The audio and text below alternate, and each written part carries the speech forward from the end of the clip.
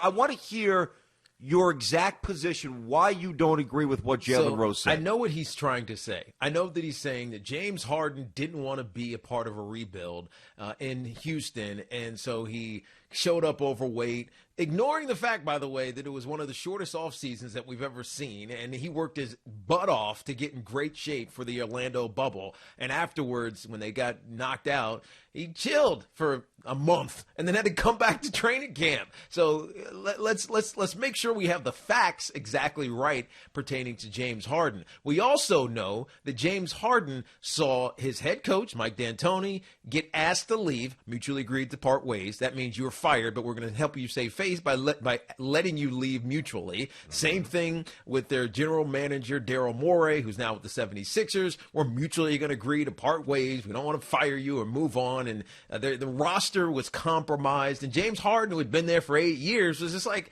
this isn't going to work, man. I know what you think we're going to do by hiring Paul Silas to be the new head coach, and he's going to recreate the wheel, and all of a sudden, we're going to be an amazing top of the West team. He knew it was over. And so he asked quietly, by the way, to be traded. Yeah. They ignored him. They tried to make it, I don't know what they tried to do. They ignored him. And so he had no choice but to get loud about it and show up overweight, whatever that may be. Well, he didn't tank because he had 42 points in his first game. LaMarcus Aldridge, on the other hand, he's a shell, man. We know that he is. I don't care that he scored 20 points. He's not scoring more than 15 in the rest of his seasons here, especially if the big three come back for the Nets. So I get the point that he's saying, but he's making it sound like it was intentional. I don't think it was intentional, other than James Harden realizing that this is over, man, in Houston. I need to go someplace else. And for the betterment of Houston, I need to go someplace else.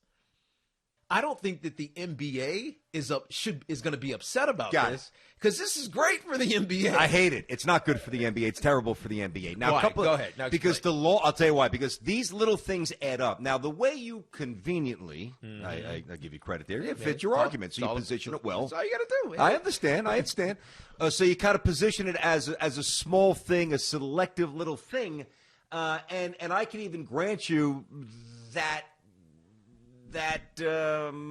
tactic. Yeah, you can concede that. I can grant. Yeah, I can offer up that concession that, when you look at it from that little tiny, minute frame, all right, not the biggest thing in the world. However, when you now couple that, and now you look at the construction of the superpowers and a lot of players now forcing their way out of previous destinations. So you heard the cut from Jalen Rose, and he mentioned the three teams, right? He mentioned the Pistons, he mentioned the Rockets, and he mentioned the Spurs, but Aldridge. But it extends far beyond that, because, and maybe he said this, but if he was to keep going and he had more of an all-encompassing, more a broader snapshot, which I think is most important here, you would incorporate the New Orleans Pelicans, because AD said, get me out of here. Again, he was there for 8 seasons. They did nothing to advance his career and legacy. Well, that's what these guys that's what they care about. I get you, but he also didn't do a whole lot to advance the legacies of his coaches or GMs, because he didn't carry them anywhere. It's a two-way street. Now, the other thing you said is that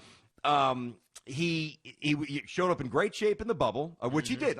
Maybe a little bit too thin for my taste, but he obviously put the work in, talking about Harden. And then he had about a month or so, obviously very condensed offseason. Everybody had to deal with that. Funny, I didn't see LeBron come back out of shape. I know he got hurt, but that's different. Yeah. I didn't see Steph Curry come back out of shape. Different animal. Steph had something to prove. LeBron is a different person. Well, if anybody has something to prove, it's James Harden. He's won nothing. I know. But Steph Curry's already the best shooter of all time, a multi-time champion. I don't think James Harden is wired that way, though. Steph Curry is wired that way. He didn't play all last season. He has something to prove. Okay. LeBron James is an animal. Like, he's an alien. He's a different. Which I wonder if he's going to be an alien in Space Jam too. No, he'll be the guy. Whatever. But anyways, he's from a different planet, right? Just hearing a lot of contextualization I'm here. Not. What about Giannis? What's Giannis? Okay. Giannis didn't come back out of shape. Well, what did he have to prove? Back-to-back MVPs. What was Luka's deal? Right? Why did Luka come back fat and out of shape? That I can't. And you know what? I can't answer that. And I chastised him for that. Of course, I called him out. We both did, but very directly. The first 10 days of the season, we're like, "Yo, you're carrying 12, 15 pounds of flab around your belly. Unacceptable if you want to be the player we expect you to be." Yes. We called them out for that. Of course. We're not like selectively. But here's the thing, T. When you start to as a fan, and I'm attacking this from a fan point of view, Yes. right? When you begin to lose trust in the product, that is the silver bullet. When you, especially in a market that's a little bit off the beaten path, I worked in Detroit. I've got love for Detroit. Yep. But Detroit's not L.A. or Miami or New York City. It's just not. It never will be. So, when you're in San Antonio, we were there for the Final Four a couple years ago. Nice city. Had a great time hanging with our buddy Jerry from Entourage. That's right. Jerry Ferrara at the That's right. Riverwalk, having pops, getting drunk, right? We had a great time. But I don't know if I would want to spend 2 weeks in San Antonio. I'd probably run out of things to do unless I found 12 golf courses that I could play 12 and, hack up probably 12 are, different. to be Yeah, no, I honest. know. The point is that there are certain markets that will forever have an inherent advantage. That's and true. we know, and Dallas is now one of those as well, whether it's income tax, whether it's just weather, whether it's ownership, whatever it might be. Coach For sure. Rick Carlisle's great. Cuban's a good owner.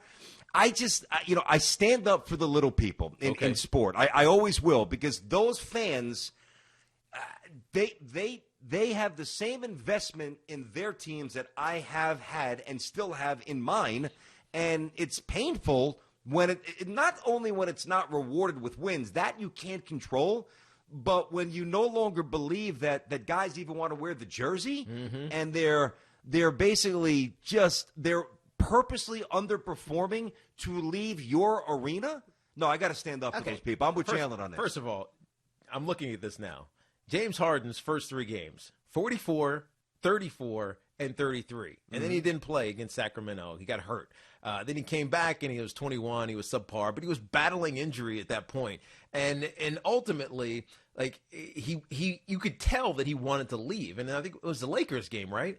After where he said, I forget when that was. I think it was like beginning in January. I'm trying to look at the schedule now. I think it was the Lakers game where he basically said, this isn't going to work. They lost that game by 18, I think it was. And they're like, this isn't going to work. And that's when they started to start the process of moving away from James Harden, at least finding a trade partner. No, they had conversations and so before what did that. he do after that? But they had conversations before that. Okay, but after that. With Philly, et cetera. I'm saying, after that, he scored 32. He scored 34. He scored 21 and 19. He was 100% from the free throw line. I mean, like, I can't look at him and say he was tanking to get out of Houston. I think he wanted to get out of Houston. Okay. He expressed it, was loud about it. After he was quiet about it. Like, he did it quietly to let me get out. And then they ignored him. And then everybody's gone except for him. And he's like, dude, why do I want to be here? Why do I want to languish? I don't begrudge a player for utilizing that mobility card. Never. Nor will I ever, begrudge a player for making every possible penny. Yep. No way. I mean, where I start to really lose patience and lose belief in the product is when, you're taking maintenance days. And this is just in general, not necessarily about James Harden. And that's not no, Harden. No, he's playing 40 minutes a night. He's playing every night. We know that. Right. When you're taking unnecessary maintenance days, when you have an aversion to defense and you're consistently giving up $130, or you're a prime player on a team that consistently gives up $130, and your man's always getting beat, and you're a one-way player, you're an offensive player. When you lay down and you force an organization's hand publicly, kind of like Anthony Davis did with the Pelicans, like, those are things that I'm not down with that. It bothers me. I understand it from the player's point of view, but those are two different conversations. Whether or not I can, from a cerebral point of view, wrap my mind around it, of course I could. We all can. If you have a brain, sure. But what I'm saying is it will be ultimately to the detriment of the league, which is what I believe Jalen Rose is saying, which is why I agree with Jalen Rose. I think it'll take a long time for it to be detrimental. I really do. I don't know about that, Teague. I think the NBA's already lost steam. I know none of my buddies watch it. They're like, you still watch the NBA? I'm like, I love the NBA. Yeah. They have it, and I'm talking about basketball, guys who played in college, guys who love basketball. But they don't watch it at all. I think part of that is also it's just inherently hard to watch a regular season NBA game. It's not for me. Well, if it wasn't for them. If you have a team, it is. It's not. But if you're just watching and it's a random game on a Thursday, it's kind of hard to stick with it. It doesn't feel like there's anything at stake. And so I hear what you're saying, but I think there's other contributing factors as well.